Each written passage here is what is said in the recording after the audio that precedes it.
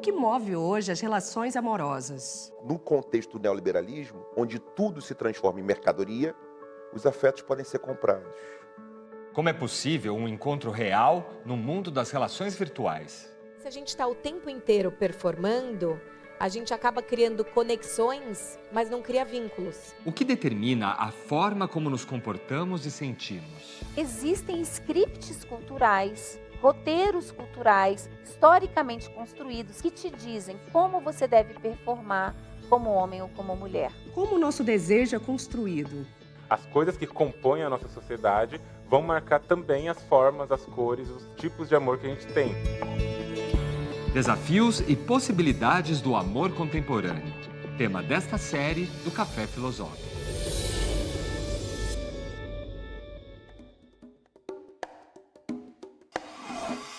Pensar o amor sempre foi fascinante para o ser humano.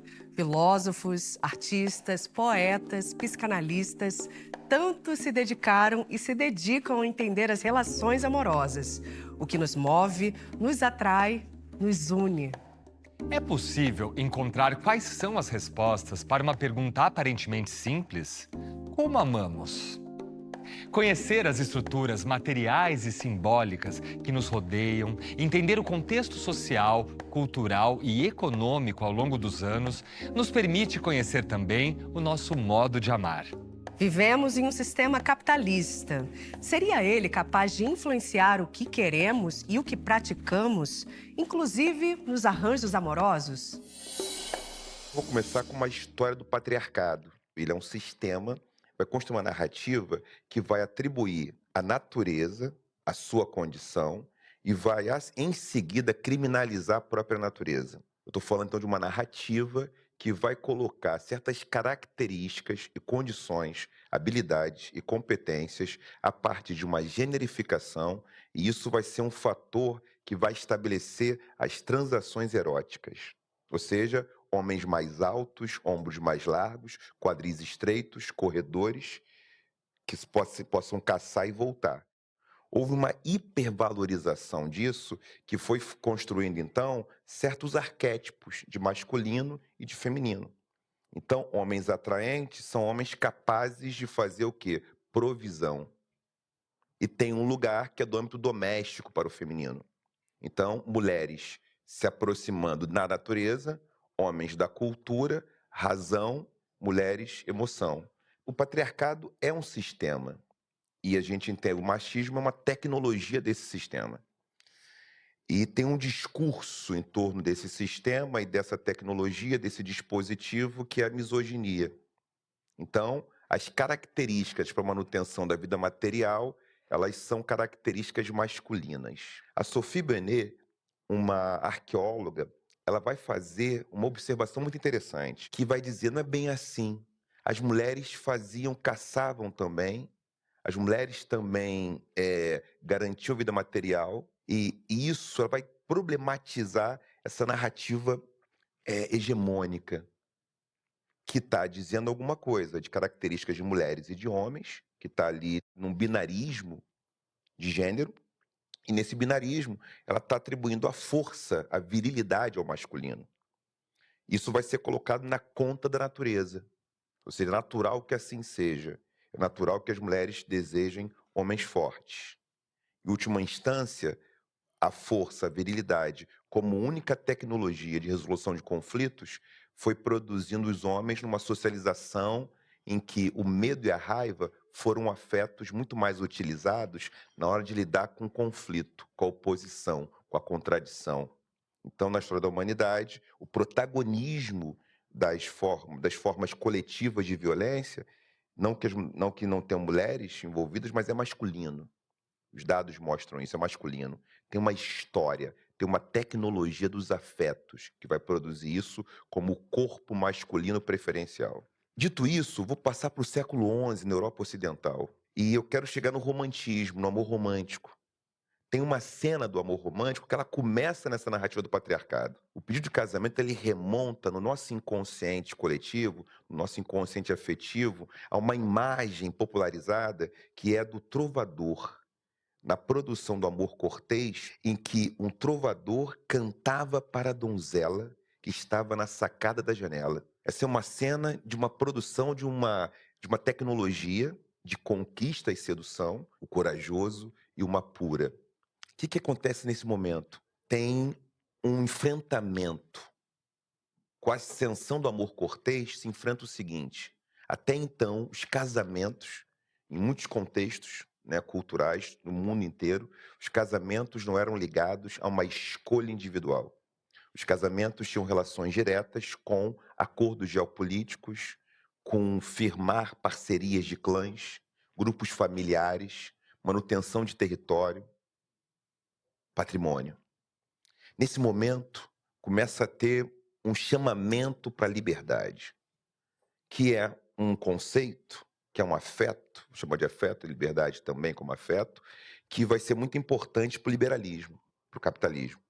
Possibilidade de escolha. Feito isso, a gente tem essa cena que é uma cena de que essas mulheres têm que ser, de alguma forma, cultuadas, adoradas.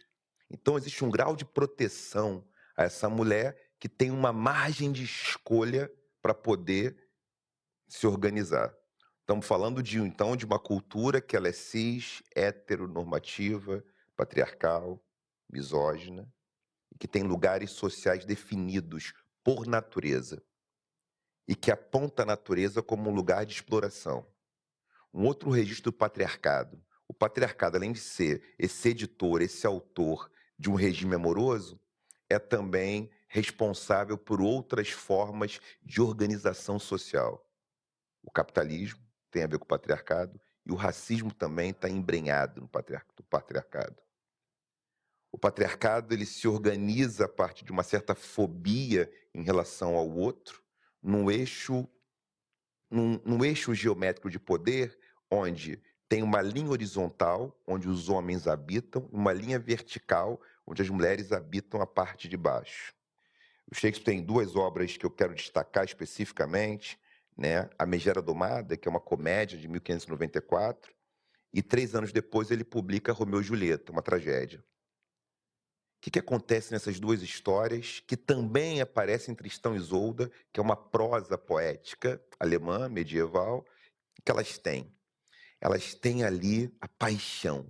A paixão é um afeto que entra na composição dos relacionamentos. Pela primeira vez, isso fica muito acentuado. E a paixão parece ser o elemento preferencial para nos levar a uma escolha amorosa. E a paixão ela é acionada por um agente individual. Diferente do agente coletivo que organizava um casamento, deve prevalecer o amor. Bom, peregrino, ofende demais a sua mão que se mostrou reverente e devota. Esse é um princípio que vai atravessando Pois santos possuem Romeu e muitos Julieta, santos. Tristão e Isolda. Estão preocupados com você.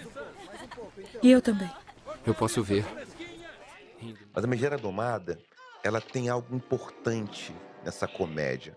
Talvez seja uma boa imagem de como tem um processo de transformação desse discurso do patriarcado, do poder masculino, como essa relação ela vai se organizando para um cuidado e para um tipo de conquista. Na peça A Megera Domada, escrita por William Shakespeare, um rico mercador italiano deseja casar as suas 2 filhas. A mais nova era bonita e agradável e todos competiam para desposá-la. Mas o pai impõe uma regra, que antes alguém se case com a filha mais velha, Catarina. Obstinada, forte e considerada desobediente. Surge Petrúquio, um falido senhor de Verona que buscava uma esposa rica. Ele se revela um grande estrategista. Mostra-se interessado em Catarina, concordando com suas ideias e a admirando por sua força. Ela, iludida, casa-se com ele, que então se revela. Começa a domar sua esposa, recusando sua comida, detestando suas roupas e discordando de tudo que ela diz. Após um tempo, presa a esse casamento, ela se rende. E Petrúquio se vangloria de ter sido ele a domar a Megera. Comecei desse modo meu reinado com muita habilidade, tencionando chegar ao fim com um êxito completo. Meu falcão está com fome, enquanto não ficar bastante dócil, não encherá o papo. De outro modo, não obedecerá ao meu aceno. Essa é a maneira de matar com carícias uma esposa. Dobrarei desse modo o gênio dela. Se alguém sabe como amansar melhor uma megera, venha ensinar-me, que aqui fico à espera. Um elemento fundamental do patriarcado, que está presente no capitalismo, que é a competição, a concorrência. Devemos concorrer à mais bela, e também as mulheres aos melhores, aqueles que são os bons partidos.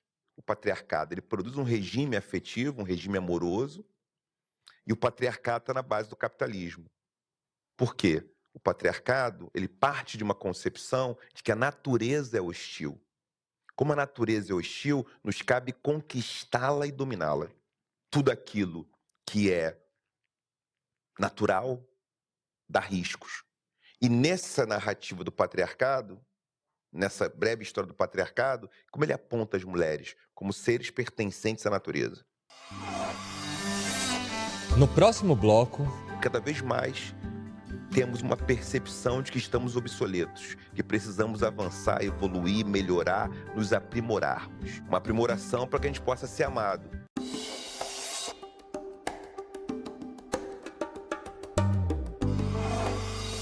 Durante séculos, uniões e casamentos aconteciam por interesses políticos ou por questões de patrimônio.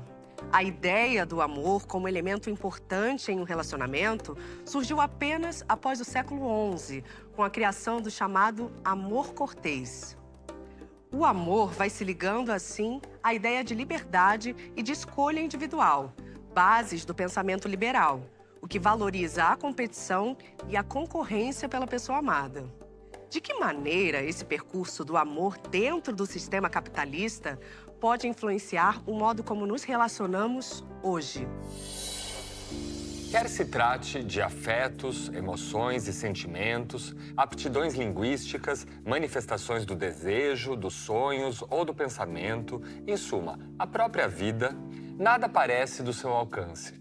Uma vez que tudo se tornou fonte potencial de capitalização, o capital se converteu em mundo, uma alucinação de dimensão planetária, produzindo em escala ampliada sujeitos que são simultaneamente calculistas, fictícios e delirantes. O capital tornou-se nossa infraestrutura comum, nosso sistema nervoso, a garra transcendental que agora desenha o mapa do nosso mundo e de seus limites psicofísicos.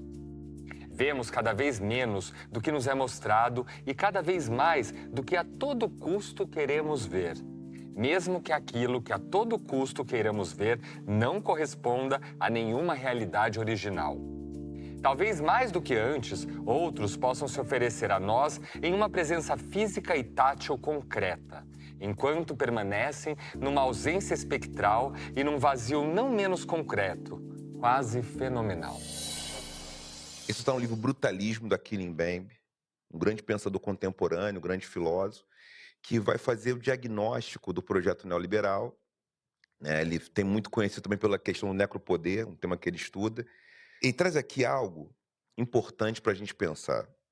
Ele está falando de um momento de, vamos dizer assim, de travessia. Ele está falando de um momento de crise da modernidade. Quando a modernidade entra em crise, isso pode ser chamado de hipermodernidade, ultramodernidade, pós-modernidade.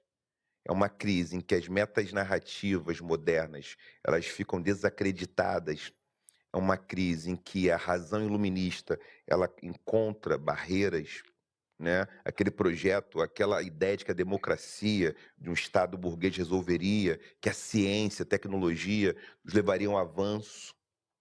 A pós-modernidade diz não é bem assim, como diz o Lyotard, François Lyotard, filósofo francês, mas tomando como essa crise, emerge o que a gente vai chamar de neoliberalismo. Num ponto de vista mais prático, o que nós chamamos de neoliberalismo tem a ver com o consenso de Washington, no final dos anos 80, em que ele colocou alguns princípios fundamentais, como reforma tributária, reforma fiscal, desestatização, menos Estado, desregulamentação das relações comerciais de trabalho, para aumentar a produtividade, para que possa ser mais veloz, conquistar mais, fazer mais coisa, acumular. Tem uma ideia do patriarcado que é de acumulação. Ter mais, colecionar. Porque como tenho pouco, eu tenho medo de ficar com pouco. Então, tem uma fantasia que eu pouco preciso de mais coisas. E isso vai estar no projeto neoliberal em que medida? Todas as instâncias da vida, o Mbembe está dizendo isso, elas estão marcadas pela medula espinhal que é o capital. Um dos elementos fundamentais do capital, a gente pensar com a filosofia, pensar com Marx, por exemplo, é mercadoria. A mercadoria está no cerne também da questão, a força de trabalho e a mercadoria. Até um momento da humanidade, não tínhamos mercadoria. Quando a mercadoria surge, a mercadoria é marcada por valor de troca e valor de uso, a grosso modo. E quando a gente fala em fetiche, a gente está falando de uma experiência que abandona o valor de troca, que não conhece o processo de como as coisas foram feitas e fica fixada, onde? Fixada no valor de uso, na marca. Um elemento do fetiche, na filosofia de Marx, é a alienação. Eu não tenho contato, estar alienado, estar enredado, né, por véu, por anéis que impedem que a gente possa manter contato com alguma coisa. A gente não compreende o processo das coisas, não tem contato com o custo daquela produção, a gente não consegue ter contato com todos os processos das relações que levam à produção de uma mercadoria, à produção de alguma coisa. A gente está distante. E quando a gente está distante, tem um elemento, aí voltando aqui ao fetiche, que é justamente incorporar um valor de uso que está além do próprio valor, que é como se fosse alguma coisa mágica. Quando a gente trabalha com a psicanálise, a gente pensando com Freud nos ensaios e também com Lacan, o fetiche tem a ver com a substituição de um objeto.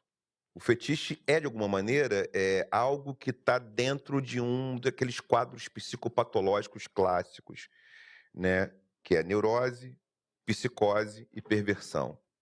O fetiche está ligado à perversão. A perversão tem um problema com a regra, com a lei, com o acordo. A perversão quer ser a única fonte de acordo, em certa medida, e o fetiche serve para isso. O fetiche substitui o objeto do desejo. Se torna o próprio objeto ou encarna. Pensando aqui em o fetiche num registro psicanalítico, num registro filosófico, do ponto de vista das relações de produção, ele é um elemento importante do projeto neoliberal.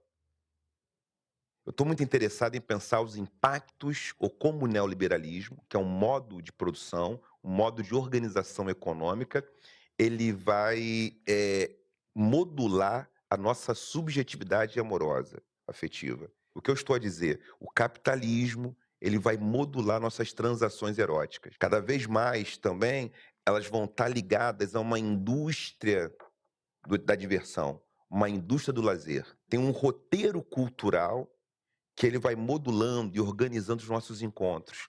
Isso passa com mercadoria, de mercado. O projeto liberal, ele operava de que maneira? As coisas ficam obsoletas em curto espaço de tempo. Eu tenho um celular e a sua novidade dura cada vez menos. A gente customiza os produtos. Lá no século XX, na década de 20, os produtores de lâmpada estadunidenses resolveram encurtar a vida das lâmpadas para vender mais lâmpadas. Isso é um dos protótipos da obsolescência programada. Qual a diferença do projeto neoliberal? Não é mais uma obsolescência programada da mercadoria, mas eu arrisco a dizer, pensando com o regime amoroso, que é uma objetificação de si, cada vez mais nos auto-objetificamos, cada vez mais temos uma percepção de que estamos obsoletos, que precisamos avançar, evoluir, melhorar, nos aprimorarmos. Uma aprimoração para que a gente possa ser amado. Eu estou partindo de um pressuposto clássico que a gente está buscando ser amado. A gente quer amar, a gente quer amor. Amor que nos sustenta. Né? E a gente vai competir pelo amor. Nessa competição, nesse regime amoroso, de um mercado dos afetos, o orgulho é um afeto que nós queremos. Parece que é um afeto que nós desejamos. Ter orgulho de si, orgulho da pessoa que está com você. O Adam Smith, ele vai falar do self-love. O self-love, que é esse amor próprio, esse amor por si, ele surge numa arquitetura do que é a moral liberal, onde um pensador holandês, Bernard Mandeville, ele vai dizer o seguinte: os vícios privados fazem bem para a vida pública e coletiva, e as virtudes podem levar a cidade à ruína. Que vai ser o amor próprio do Adam Smith, que é o seguinte: tem um grau de beleza no egoísmo porque ele é produtivo, ele é produtor. E o egoísmo tem ali sua relação com a competição, com a concorrência. Isso nos levaria ao avanço. Enquanto um excesso de humildade, um excesso de virtudes não competitivas, elas podem nos levar a não avançar. Isso está na raiz, então, do liberalismo. Madame Bovary é um exemplo disso, uma mulher que buscava o amor apaixonado. O final é trágico também da história. Esse amor apaixonado é uma concorrência, é uma seleção, é uma disputa. Encontrar alguém que caiba nesse sonho, que caiba nessa fantasia. De um percurso do patriarcado que articula um regime moral, um regime sexual, um regime amoroso, com uma modulação de organização social e econômica, que é o capitalismo. No próximo bloco, Querer trabalhar o tempo justo necessário para a vida, mas não ter o tempo todo colonizado pelo trabalho.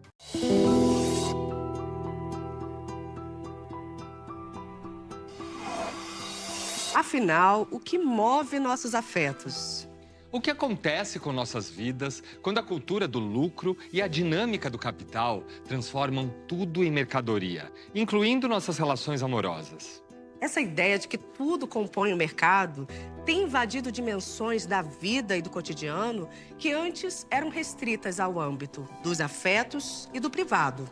Será que percebemos as influências que nos rodeiam e o modo como nossas escolhas e afetos podem estar sendo pautadas por elas?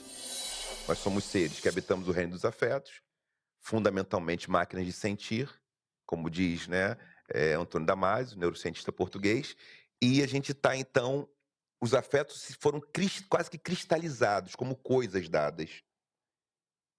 E uma classificação. São classificados. Alguns são bons, outros são ruins, alguns são desejáveis. Eu quero alegria, eu quero felicidade, quero me afastar da tristeza, por exemplo. Há quem diga isso, que não quer sentir tristeza. A tristeza é uma potência muito grande, ela faz com que nós possamos fazer um reencontro conosco. Que a tristeza, ela tem um caráter de manutenção do silêncio. A alegria, ela é dada à balbúrdia, a fazer barulho. A tristeza, ela pede silêncio. Ela pede um grau de silêncio, ou seja, uma introspecção. O Spinoza é um filósofo que faz uma teoria dos afetos, onde ele vai falar sobre paixões alegres e paixões tristes. Ele fala muito de um ser passivo, de um ser ativo. Ele fala do cônatos, nossa ânsia pela vida, nosso querer viver. E isso que ele está falando, que é buscar paixões alegres, isso é porque aumenta a potência de existir.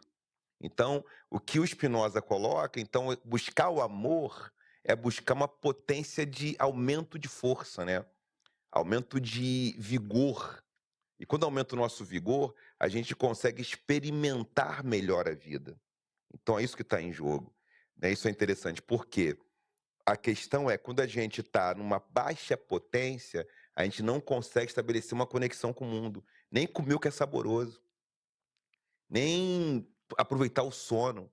E aí uma pessoa faz isso, uma combinação, um agenciamento afetivo pode fazer isso. Então, estou partindo que nesse quadro dos afetos, nós, habitantes do reino dos afetos, nós estamos sempre ali tentando, no contexto do neoliberalismo, onde tudo se transforma em mercadoria, os afetos podem ser comprados. É como se nós pudéssemos comercializar os afetos. É como se nós pudéssemos, então, e aí a escolha de alguém, de uma parceria amorosa, ela passa agora não mais por um elemento fundamental do romantismo, do amor romântico, que estava lá na modernidade, mas com a crise da modernidade, ele também cai em declínio. O projeto neoliberal de um mundo onde o algoritmo ele organiza os fluxos, o algoritmo, né? O Big Data organiza fluxos, nós desejamos mais controle.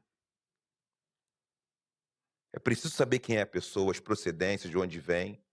Somos calculistas fictícios e delirantes. Vamos calcular custo-benefício. Temos um grau de ficção, a gente projeta essa ficção naquele corpo ou da fotografia, aquelas características que aparecem ali no site de relacionamento. E delirante.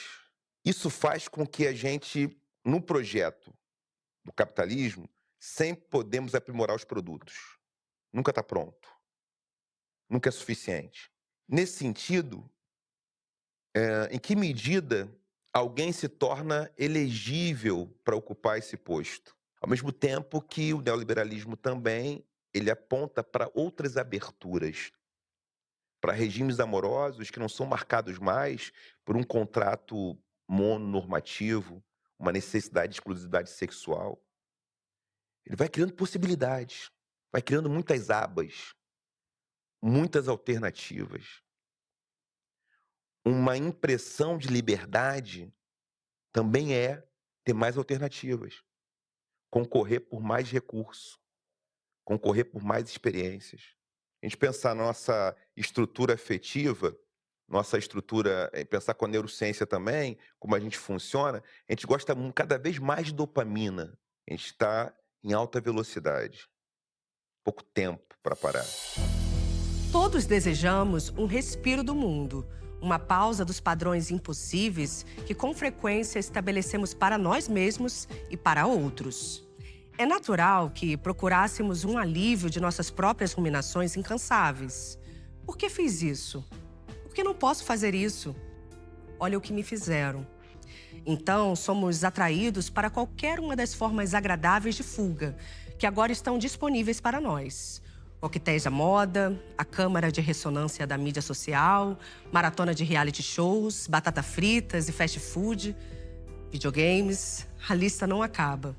Drogas e comportamentos viciantes oferecem esse respiro, mas com o tempo contribuem para os nossos problemas.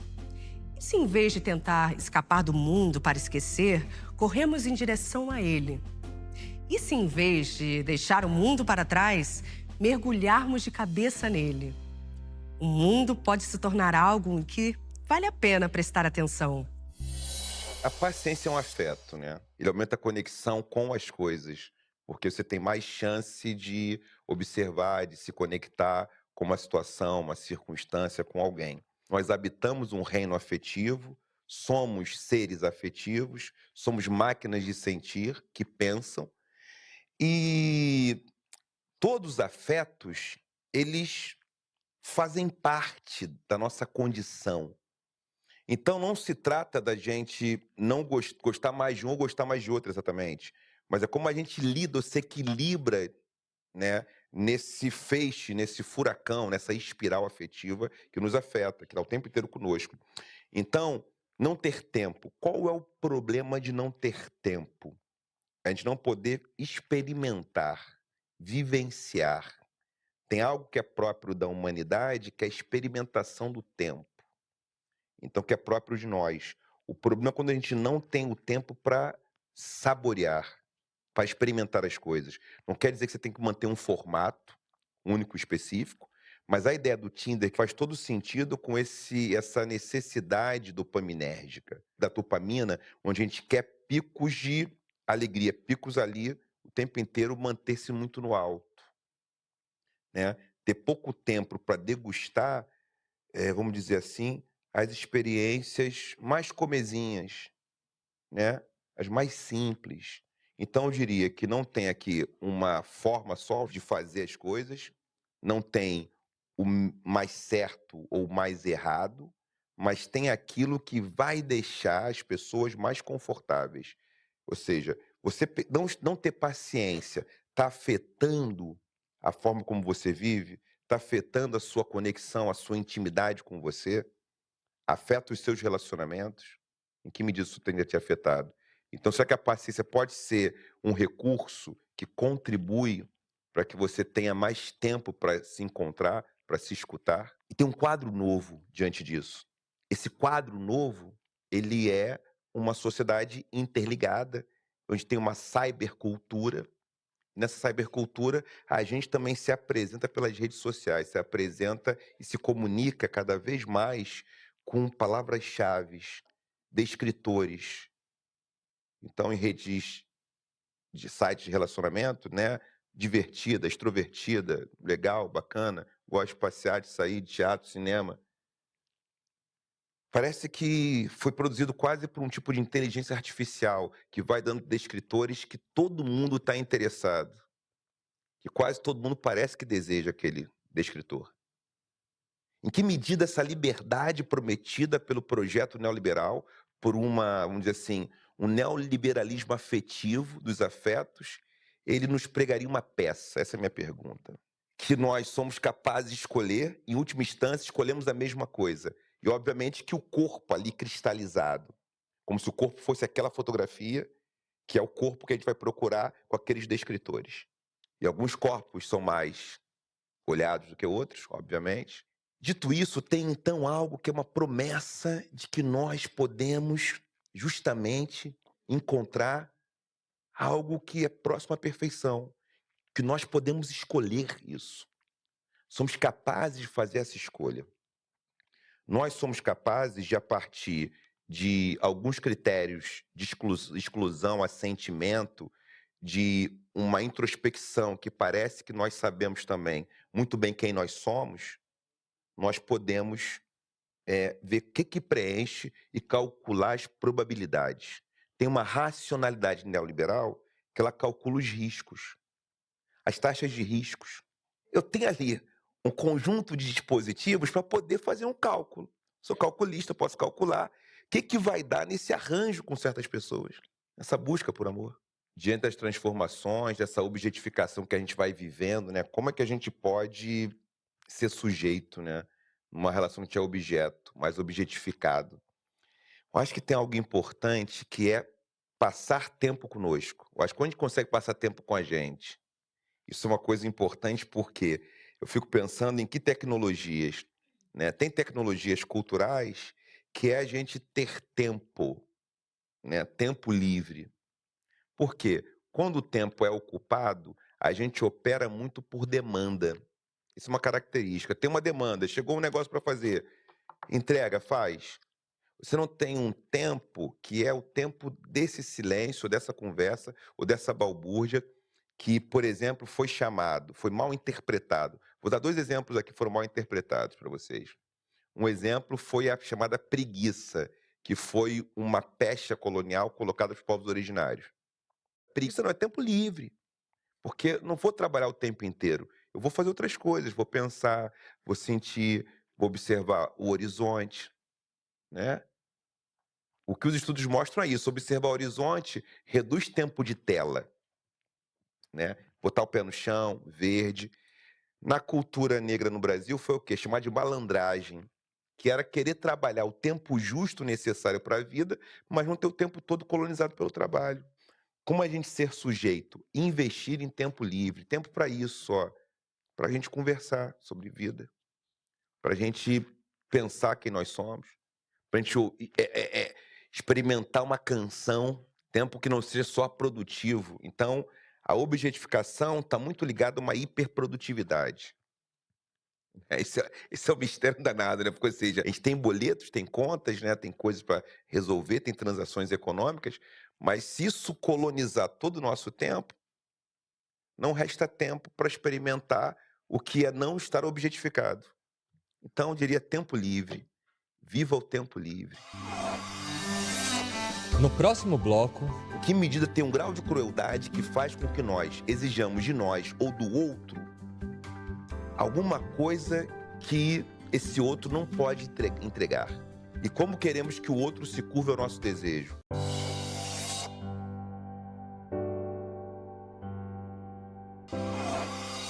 Discutir de que modo nossas relações amorosas passaram a ser influenciadas pela comunicação empresarial tem sido tema de alguns estudiosos, nomeando-o como capitalismo afetivo. Essa abordagem defende que a lógica capitalista invadiu o interior dos relacionamentos afetivos e a forma como vemos o outro e a nós mesmos. Precisamos competir no mercado, mas também no mercado dos afetos. E para isso, é preciso performar e apresentar apenas a nossa melhor faceta. De que maneira podemos criar vínculos verdadeiros e reais dentro do marketing de relacionamentos atual? Como as redes sociais poderiam contribuir nesse sentido? Seria possível algum formato de amor que resista ao mercado? Eva Yu é essa pensadora, essa socióloga que tem trabalhado com as emoções, tem discutido, debatido os afetos. Ela fala do amor na era do capitalismo, né, franco-israelense, que nos brinda com o seguinte, né? Tem uma tecnologia de manejo que está pela comunicação. Tem um eu editado. Tem um eu editado com as melhores partes, né? Porque então o nosso narcisismo é provocado, né? Mostrar a melhor face do que nós temos, né? Do que nós somos. E nessa edição de quem nós somos, a comunicação serve para que a gente possa ter uma relação interafetiva e intraafetiva. Como é que é essa relação intraafetiva? Eu tenho um grau de consciência relevante, significativo do que eu estou sentindo, do que eu gosto, do que eu desejo. E eu consigo comunicar isso para o outro. Eu estou pressupondo que tem uma linha direta entre quem enuncia e a pessoa que é receptora, nessa linha da comunicação, nesse modelo clássico, né? Enunciador e receptora, quem está recebendo está enunciando, esse modelo clássico, que essa linha é direta, que essa linha não tem ruído algum. Uma das questões mais interessantes que a filosofia pode nos trazer é que a comunicação ela é marcada pelo ruído, né? Ruído o tempo todo. A gente tem que diminuir o ruído. Eu digo, vamos tentar diminuir o ruído da comunicação. E nesse pressuposto, a competência comunicativa ela é condição de garantia do desejo, condição de garantia de que o encontro amoroso seja funcional. Porque eu consigo dizer o que eu sinto, o outro também. O que nos falta, então? Se nós somos capazes de conversar, somos capazes de falar para o outro. A ideia terapêutica de comunicação passou a designar os atributos afetivos, linguísticos e, em última instância, pessoais do bom administrador e membro competente da empresa. A ideia de comunicação e do que eu gostaria de chamar de competência comunicativa é um exemplo destacado de que Foucault chamou de episteme, um novo objeto do saber que, por sua vez, gera mais instrumentos e práticas de conhecimento. Em outras palavras, em contraste com as abordagens Foucaultianas, que reúnem significados psicológicos e práticas sob os rótulos de disciplina, vigilância e governamentalidade, sugiro que façamos um gesto pragmático, isto é, que indaguemos o que as pessoas realmente fazem com o saber, de que modos produzem sentidos que funcionam em contextos e esferas sociais diferentes. O modelo linguístico da comunicação é uma ferramenta e repertório cultural usado como um modo de coordenar relações entre pessoas tidas como iguais e dotadas dos mesmos direitos, e coordenar o complexo aparelho cognitivo e afetivo necessário para fazê-lo. Comunicação, portanto, é uma tecnologia de manejo do eu que se apoia largamente na linguagem e na administração adequada dos sentimentos, mas com o objetivo de instaurar uma coordenação inter- e intraafetiva. Eu quero pensar que a comunicação ela pode ser um ato de fala ou a comunicação pode ser uma conversação. Vou pegar aqui 2 encaminhamentos possíveis, tá? Baseado em abordagens teóricas diferentes. A comunicação como um ato de fala, eu pressuponho que eu digo algo para o outro. E tem um grau de objetividade nesse dizer para o outro. Tem um pressuposto que tem um grau de objetividade e eu também tenho algum grau de consciência e calculabilidade do que aquilo provocará no outro. A conversa, como o nome está colocando, são versos que se compartilham. São muito mais versos compartilhados do que alguma coisa que eu entregue para o outro. Eu não sei o que vai acontecer com aquilo que eu disponibilizei. Eu tenho necessariamente uma impossibilidade de cálculo completo do que vai acontecer. Então a conversa, ela é de uma outra natureza. Só que nesse contexto de competência comunicativa, o que pressupomos é que somos capazes de atos de fala onde objetivamente nos comunicamos. E isso pressupõe que eu possa, então, captar a natureza do outro nessa comunicação e me relacionar com essa natureza. Me relacionar com esse outro que está dado ali. Como se esse outro não fosse impermanente, nós também, e o nosso encontro fosse um sistema diferente do que nós somos. Então, pensando em conversa, pensando em comunicação, um dos pressupostos da comunicação, do contexto neoliberal, é o marketing, é a propaganda. É preciso saber vender-se a si mesmo. Numa lógica da empresa, onde todos se tornam empresas de si mesmos, é preciso saber vender você mesmo, saber se organizar e se mostrar de modo que você atraia o seu público.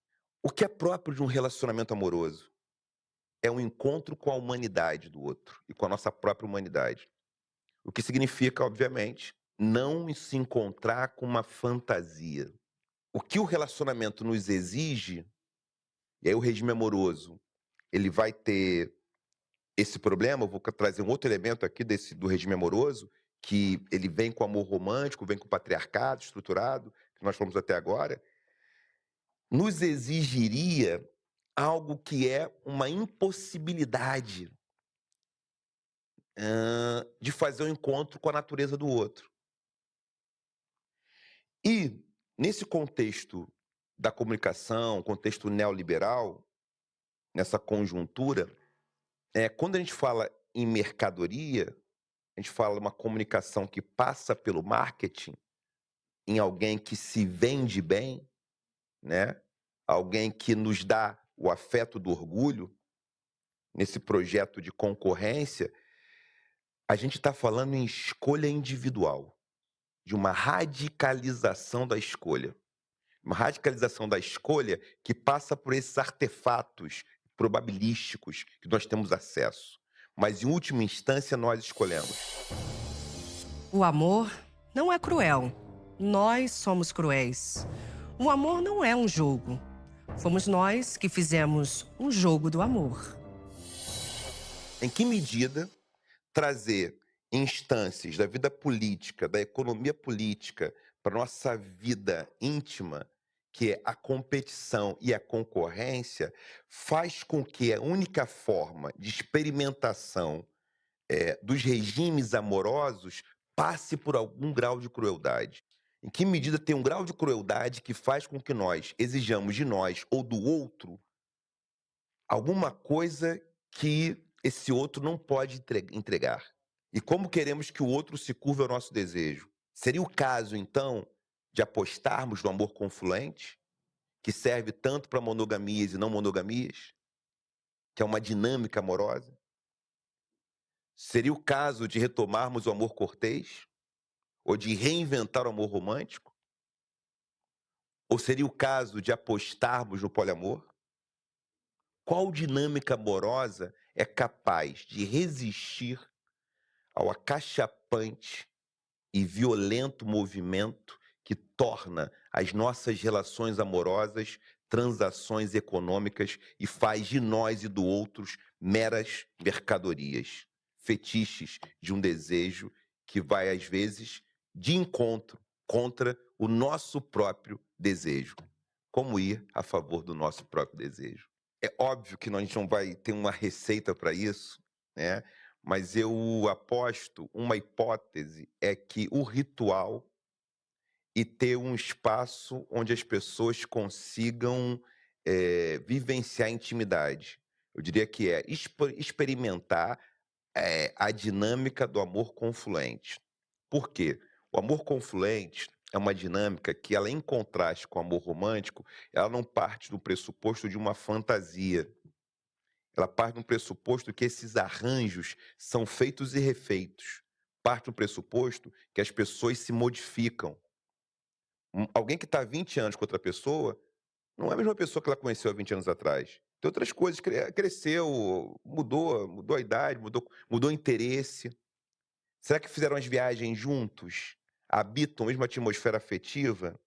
Querem habitar? É bom que habitem? Em alguns casos pode ser bom que habite, outros talvez não. A pergunta que veio do público, do Henrique Figueiredo, ele pergunta se o amor confluente pode se desenvolver em larga escala no capitalismo. Acho que a gente tem aí muitas tensões para lidar, né? Como a gente faz com o amor confluente nesse contexto do capitalismo. Eu vou trazer aqui uma formulação e uma pergunta para a gente pensar. É possível que o capitalismo se organize de modo que a vida dê lucro? Que seja lucrativo viver? Que seja lucrativo a expansão da vida? Que seja lucrativo uma vida onde a natureza não seja uma rival? Então, a gente tem aqui um desafio.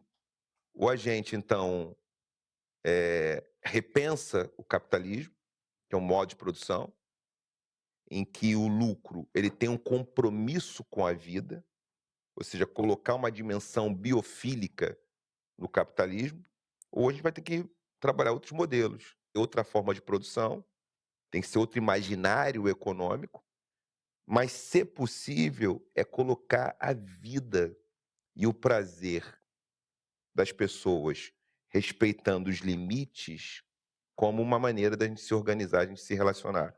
A gente consegue criar um modo de produção onde o bem-estar ele seja lucrativo, ou seja, o bem-estar ser algo que aumenta, porque faz circular, ou seja, gera riqueza mais pessoas felizes, gera riqueza às pessoas de bem consigo, gera riqueza às pessoas que não resolvem os seus conflitos acessando pacotes, arquivos de violência.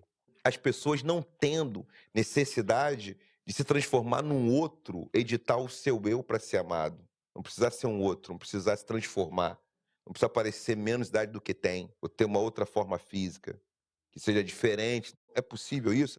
Esse é o desafio. Existe margem para isso. Margem tem. Economia dos afetos e fetiche do desejo. Foi o tema deste programa e que nos leva a indagar. É possível resistir a este forte movimento que encara as relações amorosas como transações econômicas? É possível criar relacionamentos que não partam do pressuposto da fantasia, mas sim de arranjos feitos e refeitos por pessoas que estão sempre se transformando? Este programa termina aqui, mas no canal do Café Filosófico você encontra mais dessa reflexão sobre possibilidades e impossibilidades do amor e como fatores históricos e sociais podem afetar a forma como nos relacionamos. Acesse e inscreva-se no canal do Café Filosófico CPFL no YouTube.